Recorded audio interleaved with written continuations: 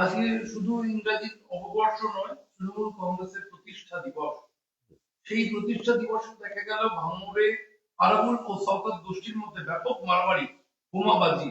মাসের পর মাস ধরে তৃণমূলের এই দুই ডাকসাইটে নেতার মধ্যে গন্ডগোল চলছে, দুই গোষ্ঠীর মধ্যে মারামারি চলছে। প্রতিষ্ঠা দিবসের দিন নিজেদের মধ্যে মারামারি, বোমাবাজি চলছে। শাসক দলের বিধায়ক বনাম প্রাক্তন বিধায়কের, পঞ্চায়েত সমিতির সভাপতির মধ্যে। এটা কিভাবে দেখছেন? আরে, তৃণমূল কংগ্রেসের সৃষ্টির মধ্যেই ধ্বংসের বীজ লুকিয়েছিল, নাহলে তো রাষ্ট্রবিজ্ঞান মিথ্যা হয়ে যাবে। আর যখন চলে যাওয়ার সময় তো বেলা শেষে এরকম একটু হবে।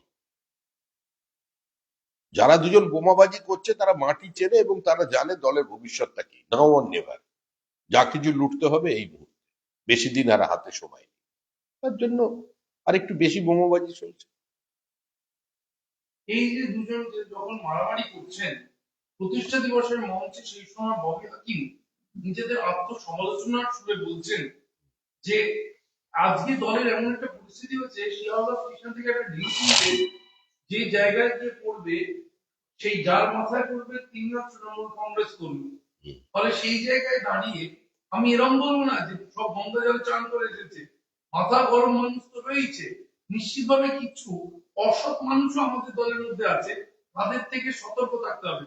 এই তো আমাদের নেতৃত্ব সন্দেশকারী থেকে বললেন বাজে লোকেদের ডাকলে তিনি যাবেন না। এর থেকেই ইঙ্গিত পাওয়া যাচ্ছে খারাপ মানুষকে ত্যাগ করুন, সত্যিকারের ভালো মানুষের পাশে থাকুন। এই খারাপ মানুষদের ত্যাগ করুন, বার্তা ফিরহাদ হাকিমের। দেখছি এই মুহূর্তে পশ্চিমবঙ্গের মানুষ ওনাকে ত্যাগ করতে চাইছে। আমি খারাপ ভালোর বিশ্লেষণে যেতে চাই না, তবে তৃণমূলের মধ্যে ভালো মানুষ তো খুঁজতে হয়। তৃণমূল কংগ্রেসের মধ্যে একজন দুজন আছেন যাদের সম্পর্কে মানুষ বলে যে এই লোকটা তৃণমূলে ঠিক বেমানান। এটা হচ্ছে সাধারণ মানুষের টক অফ দ্য টাউন। তো সেখানে দাঁড়িয়ে ফিরহাদ হাকিম এখন ভালো খারাপ বাঁচবেন না ফিরহাদ হাকিম সুরাবর্দির লাইন নেবেন, এটা তো ওনার ব্যাপার। আমার মনে হয় এই মুহূর্তে পশ্চিমবঙ্গের মানুষ অন্তত ফিরহাদ হাকিমের কাছ থেকে আর কোনো রাজনৈতিক বার্তা নিতে চাইবেন না। প্রতিষ্ঠা দিবস 2025-এর শুরুর দিনে 2026-এর প্রস্তুতি শুরু করে দিল শাসক দল তৃণমূল কংগ্রেস। ভাঙড়ে আরাবুল ও শওকতের মধ্যে সংঘর্ষ হলো। সেদিনই দলের রাজ্য সভাপতি সুব্রত বক্সী বললেন সকলকে ঐক্যবদ্ধ থাকতে হবে, এক হয়ে কাজ করতে হবে।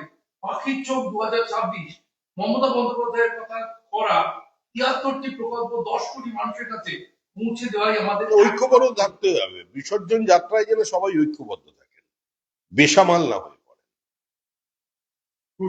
বিসর্জনের যখন যাত্রা হয় না, তখন তার মধ্যে অনেক উচ্ছৃঙ্খল হয়ে যায়, অনেকে দেখা যাচ্ছে বেরিয়ে চলে যায়। তো এটার জন্য না হয় সংঘবদ্ধ ভাবে ধীরে ধীরে ওই ফিরহাদ হাকিম যেটা তৈরি করেছেন, কি গঙ্গা আরতি, ওইখানেই চলে যাবে। কিন্তু প্রশ্ন হচ্ছে যে ঐক্যবদ্ধ থাকার বার্তা, মানে ঐক্যবদ্ধ থাকবেন কর্মীরা, সেটা বার্তা দিয়ে বলতে হবে শীর্ষ নেতৃত্বের অন্যতমকে। আরে, তৃণমূল কোনো রাজনৈতিক দল কিনা এটা নিয়ে গবেষণা হবে, বিভিন্ন বিশ্ববিদ্যালয়ে পিএইচডি করবে ভবিষ্যতের ছাত্রছাত্রী।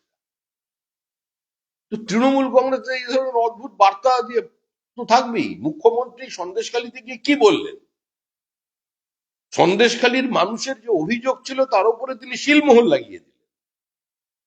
আর গতকালকে বিরোধী দলনেতার মিটিং এ মানুষের উপস্থিতি, মানুষের বক্তব্য, তাদের শরীরী ভাষা প্রমাণ করে দিল যে মুখ্যমন্ত্রীর যে বক্তব্য সেটার কোনো গ্রহণযোগ্যতা সেখানে তৈরি হয়নি, তার ওই ছোট ছোট ভাইদের কারণে।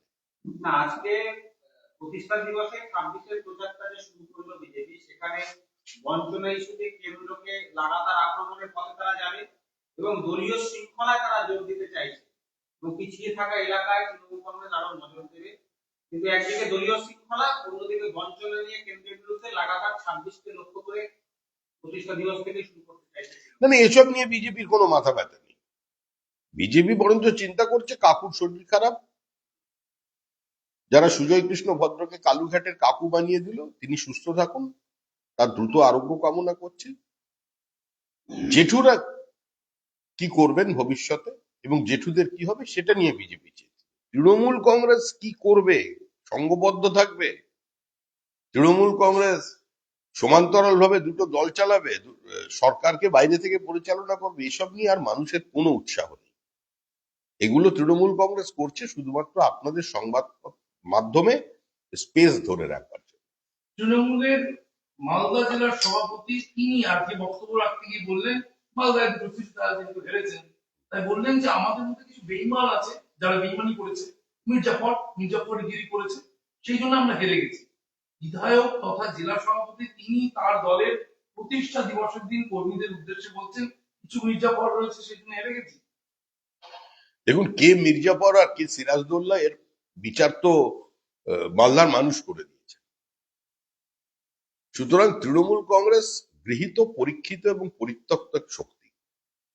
এই মুহূর্তে দাঁড়িয়ে অন্যকে দোষারোপ করা, বিভিন্ন সময় কিছু বিতর্কিত মন্তব্য করে সংবাদ মাধ্যমে ভেসে থাকা এবং পরিকল্পিত উপায়ে কিছু স্টেটমেন্ট প্লান্ট করে মিডিয়া স্পেস দখল করা, এই মধ্যেই তৃণমূল কংগ্রেস আছে। কোনো মৌলিক সমস্যার সমাধানে এই সরকার, এই দল সম্পূর্ণ ব্যর্থ। আব্দুর রহিম বক্সি, এই যে ভদ্রলোক তৃণমূলের মালদা জেলার সভাপতি বিধায়ক, তিনি আপনাদের দলের রাজ্য সভাপতি সুকান্ত মজুমদার ও রাজ্যের বিরোধী দলনেতা শুভেন্দু অধিকারীর উদ্দেশ্যে বলেছেন দুটো ঢেঁড়ো পচা আলু পশ্চিমবঙ্গে দুর্গন্ধের সৃষ্টি করছে। বিরোধী দলনেতা একদিকে দৌড়ে, রাজ্য সভাপতি আরেকদিকে দৌড়ে, গোটা পশ্চিমবঙ্গ অশান্ত করতে চায় এরা। মমতা ব্যানার্জির নেতৃত্বে যেসব আবর্জনাগুলো জন্মগ্রহণ করেছে, পশ্চিমবঙ্গের মাটি থেকে শিকড় তুলে বাইরে ফেলে দেওয়া হবে, দুজনের শিকড় তুলে বাইরে ফেলে দেওয়া হবে। আজকে বছরের প্রথম দিন, প্রত্যেক সিনেমায় নায়ক থাকে, খলনায়ক থাকে, কিন্তু তার সঙ্গে হাস্যরসের জন্য জোকারও থাকে। তো এইসব বাচনগুলো সেই জন্য চলছে। যদি আপনি কাকুর প্রসঙ্গ বলছিলেন, কাকু কিছুটা সুস্থ, ভেন্টিলেশন থেকে তাকে আজকে বার করা হতে পারে। তবে কালকে যেহেতু তার হাজিরা রয়েছে, তার যদি হাজিরা তিনি না দিতে পারে সেক্ষেত্রে চার্জ গঠন পিছিয়ে যেতে পারে এমন আশঙ্কা। ব্রেনের সিটি স্ক্যান করা হয়েছে তার, তাতে কোনো অসুস্থতা ধরা পড়েনি। ভেন্টিলেশন থেকে আজ বার করা হতে পারে, কালকে যদি হাজিরা না দেন তাহলে চার্জ গঠন পিছতে পারে। দেখুন, এটি সম্পূর্ণ আইনি প্রক্রিয়া। আমরা আবার বলছি, যেই আইনি দীর্ঘসূত্রিতা, তদন্তের প্রক্রিয়া প্রলম্বিত হয়ে যাওয়া, এগুলো মানুষের ভাবাবেগকে আহত করছে, মানুষ হতাশ হচ্ছে। তবে এখনো কেন্দ্রীয় তদন্তকারী সংস্থা এবং আদালতের উপরে মানুষের ভরসা আছে। আমরা বিশ্বাস করি যে কাকুর মাধ্যমেই জেঠু সামনে আসবে। আরজি করেন নির্যাতিতা সিবিআই তদন্ত নিয়ে বলেছেন, আরো অনেকে জড়িত না থাকলে এই ঘটনা ঘটানো সম্ভব নয়। কলকাতা পুলিশ যা করেছিল ওখানেই স্ট্যাম্প মেরে ছেড়ে দিয়েছে সিবিআই। এটা একদম পরিকল্পনা মাফিক ঘটানো হয়েছে। আন্দোলন ও লড়াই দুটোই চলবে, বিচারের জন্য যতদূর যেতে হয় যাব, বিচার আমরা ছিনিয়ে আনবো, বলছেন অভয়ের বাবা। দেখুন, তারা তাদের মতামত দিয়েছেন। আমরাও বিশ্বাস করি যে এটা একা কোনো ব্যক্তির পক্ষে ঘটানো সম্ভব নয়। এটা একটি পরিকল্পিত প্রাতিষ্ঠানিক খুন, এটা আমরা বিশ্বাস করি। আমরা দলের পক্ষ থেকে বারবার এই কথা বলেছি, কারণ আরজি করে যে অসাধু চক্র তৈরি হয়েছিল বিভিন্ন ডাক্তার এবং সেখানকার কিছু দালালদের মাধ্যমে, তো সেটার বিরুদ্ধে আমরাই প্রথম রাজনৈতিক দল। আমরা ধর্ণা দিয়েছি, আমরা রাজ্যপালের কাছে গেছি, আমাদের রাজ্য সভাপতি লিখিত অভিযোগ করেছেন, প্রেস কনফারেন্স করেছেন, আমরা বিষয়টাকে অ্যাড্রেস করেছিলাম, কিন্তু সেদিন কেউ কর্ণপাত করেনি। এবং তাদের ভাবাবেগকে সম্পূর্ণ মর্যাদা দিয়েই আদালতের বিষয়টি দেখা দরকার। আমার বিশ্বাস যে সেই পরিবারের আদালতের উপর আস্থা থাকবে। যদি কোনো জায়গায় কোনো বিচ্যুতি তাদের মনে হয়, সেটা আদালতের নির্দেশে এবং নজরদারিতে যখন হচ্ছে, আদালত ঠিক করে দেবে। হাওড়া সিঙ্গুর আন্দোলন লোকাল, সাধারণত দেখা যায় রুট বাড়ানোর জন্য বিক্ষোভ হয়, এখানে যাত্রী বিক্ষোভ দেখা গেল রুট আর যাতে না বাড়ানো হয়। এবং সেখানে আজকে সকালবেলা বছরের প্রথম দিন ট্রেন আটকে দিলেন কোন রাজ্যের মন্ত্রী রাচারাম মান্না, এবং সেখানে প্রায় 1.5 ঘন্টা সিঙ্গুর স্টেশনে দাঁড়িয়ে থাকার পর হাওড়ায় ফিরল ট্রেন। এদিন সকাল 6:40 তারকেশ্বর লোকাল সিঙ্গুর স্টেশন পৌঁছতে মন্ত্রীর নেতৃত্বে ট্রেন আটকে বিক্ষোভ শুরু হয়। বিক্ষোভে সামিল হন লোকালের বিধায়ক অরবিন্দ মান্না। মন্ত্রীর দাবি সিঙ্গুর আন্দোলনকে ঘুরিয়ে দিতে সিঙ্গুল লোকালের রুট বাড়িয়ে দেওয়া হয়েছে এবং এই রাজনৈতিক যে আপনাদের ষড়যন্ত্র বলে দাবি বেচারাম মান্না তিনি বলছেন যে এই রাজনৈতিক ষড়যন্ত্র সিঙ্গুর একটা অভিশপ্ত অধ্যায়। সিঙ্গুরের আন্দোলন পশ্চিমবঙ্গের শিল্প সম্ভাবনার মৃত্যু ঘটিয়েছে। সিপিআইএম এর অদূরদর্শিতা এবং তৃণমূল কংগ্রেসের হঠকারী আন্দোলন আজকে নতুন করে বেলিলিয়াস রোড, বেনারস রোড যেটা পুনরুজ্জীবিত হতে পারত এবং যেটা একটা ইন্টারন্যাশনাল অটোমোবাইল হাব তৈরি হতে পারত, আজকে সেটাকে ধ্বংস করেছে। একটা ক্ষীণ রূপলি রেখা যেটা দেখা গিয়েছিল সিঙ্গুরে টাটাদের শিল্প স্থাপনের মধ্যে দিয়ে, আজকে সেখানে শ্মশানের নিস্তব্ধতা বিরাজ করছে। তাই সিঙ্গুরের এই অভিশপ্ত স্মৃতি থেকে বাংলাকে বার করে আনতে হবে। সেই জন্যই ট্রেনটাকে আর একটু এগিয়ে নিয়ে যাওয়া হচ্ছে। কিন্তু তৃণমূল অগ্রগতির বিরুদ্ধে, তৃণমূল মৃত্যুর রাজনীতির পক্ষে, মৃতদেহ নিয়ে রাজনীতি করার পক্ষে। সেজন্যই ওখানে থামিয়ে দিতে চাই।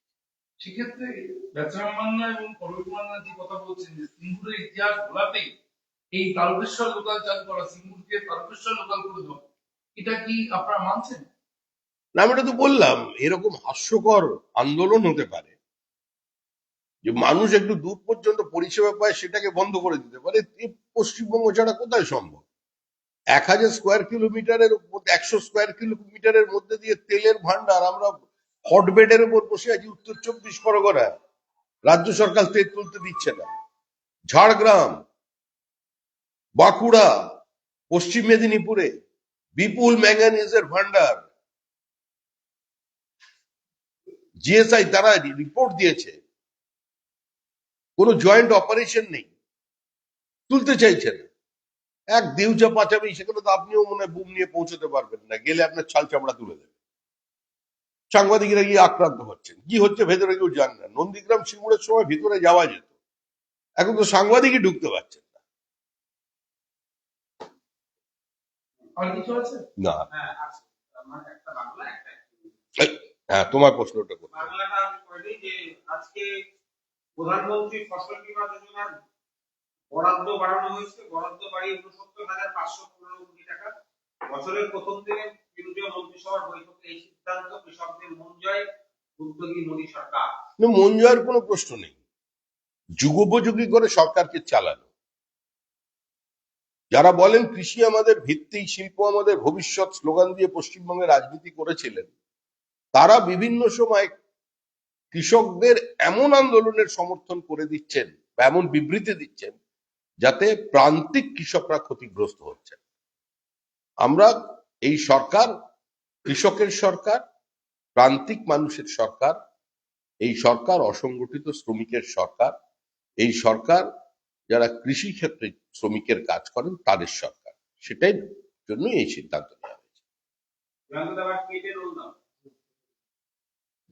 अब मेरा एक हिंदी सवाल है।